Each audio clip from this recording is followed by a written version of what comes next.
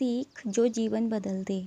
एक राजा था जिसका नाम रामधन था। उनके जीवन में सभी सुख थे। राज्य का कामकाज भी ऐशो आराम से चल रहा था। राजा के नैतिक गुणों के कारण प्रजा भी बहुत प्रसन्न थी और जिस राज्य में प्रजा खुश रहती है वहाँ की आर्थिक व्यवस्था भी दुरुस्त होती है। इस प्रकार हर क्षेत्र में राज्य का प्रवाह अच्छा था। इतने दुखों के बाद भी राजा दुखी था क्योंकि उसकी कोई संतान नहीं थी। यह गम राजा को अंदर ही अंदर सताता रहता था। प्रजा को भी इस बात का बहुत दुख था।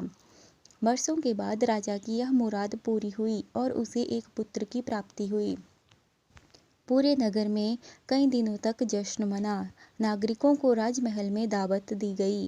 राजा की इस खुशी में प्रजा भी झूम रही थी। समय बीतता जा रहा था। राजकुमार का नाम नंदन सिंह रखा गया। पूजा पाठ एवं इंतजार के बाद राजा को संतान प्राप्त हुई थी, इसीलिए उसे बड़े लाड प्यार से रखा जाता था। लेकिन अति किसी बात की भी अच्छी नहीं होती। अधिक लाड ने नंदन सिंह का बहुत बिगाड़ दिया था। बचपन में तो नंदन की सभी बातें दिल को लुभाती थी, पर बड़े होते होते यही बातें बदतमीजी लगने लगती हैं। नंदन बहुत ज़्यादा जिद्दी हो गया था। उसके मन में अहंकार आ गया था। वो चाहता था कि प्रजा सदैव उसकी जय जयकार करे, उसकी प्रशंसा करे। उसकी बात ना सुनने पर वो कोलाहल मचा देता था। बेचारे सैनिकों को तो वो पैर की जूती ही समझता था। आए दिन उसका प्रकोप प्रजा पर उतरने लगा था। वो खुद को भगवान के समान पूजता देखना चाहता था। आयु तो बहुत कम थी, लेकिन अहम कई गुना बढ़ चुका था। नंदन के इस व्यवहार से सभी बहुत दुखी थे। प्रजा आए दिन दरबार में नंदन की शिकायत लेकर आती थी, जिसके कारण राजा का सिर लज्जा से झुक जाता था। यह एक गंभीर विषय बन चुका था। एक दिन राजा ने सभी खास दरबारियों एवं मंत्रियों की सभा बुलवाई और उनसे अपने दिल की बात कही कि वे राजकुमार के इस व्यवहार से अत्यंत दुखी हैं। राजकुमार इस राज्य का भविष्य है। अगर उनका व्यवहार यही रहा तो राज्य की खुशहाली चंद दिनों में ही जाती रहेगी। दरबारी राजा को सांत्वना देते हैं और कहते हैं कि आप हिम्मत रखें, वरना प्रजा निसहाय हो जाएगी। मंत्री ने सुझाव दिया कि राजकुमार को एक उचित मार्गदर्शन एवं सामान्य जीवन के अनुभव की जरूरत है। आप उन्हें गुरु राधा गुप्त के आश्रम भेज दीजिए। सुना है वहाँ से जानवर भी इंसान बनकर निकलता है। यह बात राजा को पसंद आई और उसने नंदन को गुरुजी के आश्रम भेजा। अगले दिन राजा अपने पुत्र के साथ गुरुजी के आश्रम पहुँचे। राजा ने गुरु राधा गुप्त के साथ अकेले में बात की और नंदन के विषय में सारी बातें कही। गुरुजी ने राजा को आश्वस्त किया कि वे जब अपने पुत्र से मिलेंगे तब उन्हें गर्व महसूस होगा। गुरुजी के ऐसे शब्द सुनकर राजा को शांति महसूस हुई और वे सहर्ष अपने पुत्र को आश्रम में छोड़कर राजमहल लौट गए।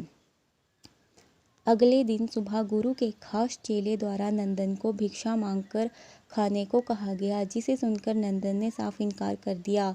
चेले ने उसे कह दिया कि अगर पेट भरना है तो भिक्षा मांगनी होगी और भिक्षा का समय शाम तक ही है, अन्यथा भूखा रहना पड़ेगा। नंदन ने अपनी अक्कड़ में चेले की बात नहीं मानी और शाम होते होते उसे भूख लगने लगी, लेकिन उसे खाने को नहीं मिला। दूसरे दिन उसने भिक्षा मांगना शुरू कर दिया। शुरुआत में उसके बोल के कारण उसे कोई भिक्षा नहीं देता था, लेकिन गुरुकुल में सभी के साथ बैठने पर उसे आधा पेट भोजन मिल जाता था। धीरे धीरे उसे मीठे बोल का महत्व समझ आने लगा और करीब 1 महीने बाद नंदन को भर पेट भोजन मिला, जिसके बाद उसके व्यवहार में बहुत से परिवर्तन आए। इसी तरह गुरुकुल के सभी नियमों ने राजकुमार में बहुत से परिवर्तन किए, जिसे राधा गुप्त जी भी समझ रहे थे। एक दिन राधा गुप्त जी ने नंदन को अपने साथ सुबह सवेरे सैर पर चलने को कहा। दोनों सैर पर निकल गए। रास्ते भर बहुत बातें की। गुरु जी ने नंदन से कहा कि तुम बहुत बुद्धिमान हो और तुम में बहुत अधिक ऊर्जा है, जिसका तुम्हें सही दिशा में उपयोग करना आना चाहिए। दोनों चलते चलते एक सुंदर बाग में पहुंच गए, जहां बहुत सुंदर सुंदर फूल थे, जिनसे बाग महक रहा था। गुरुजी ने नंदन को बाग से पूजा के लिए गुलाब के फूल तोड़ने को कहा। नंदन झट से सुंदर सुंदर गुलाब तोड़ लाया और अपने गुरु के सामने रख दिए। अब गुरुजी ने उसे नीम के पत्ते तोड़कर लाने को कहा।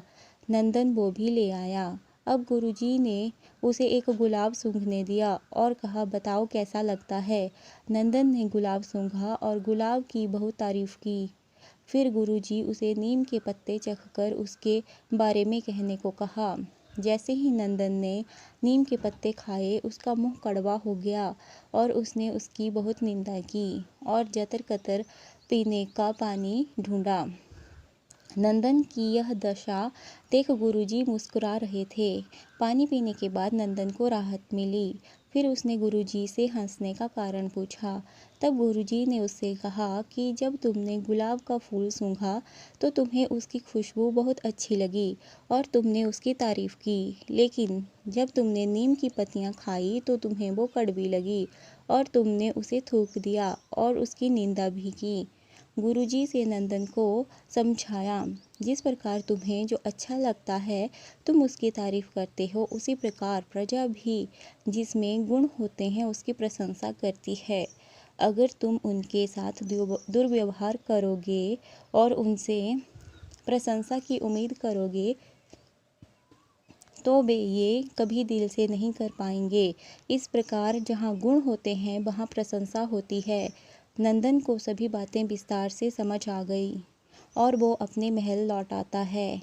नंदन में बहुत परिवर्तन आता है और वो बाद में एक सफल राजा बनता है।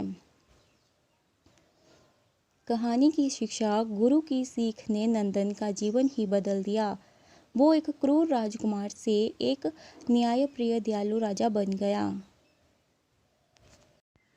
इस कहानी से हमें यही शिक्षा मिलती है कि हम में गुण होंगे तो लोग हमें हमेशा पसंद करेंगे, लेकिन अगर हम अवगुणी हैं तो हमें प्रशंसा कभी नहीं मिल सकती।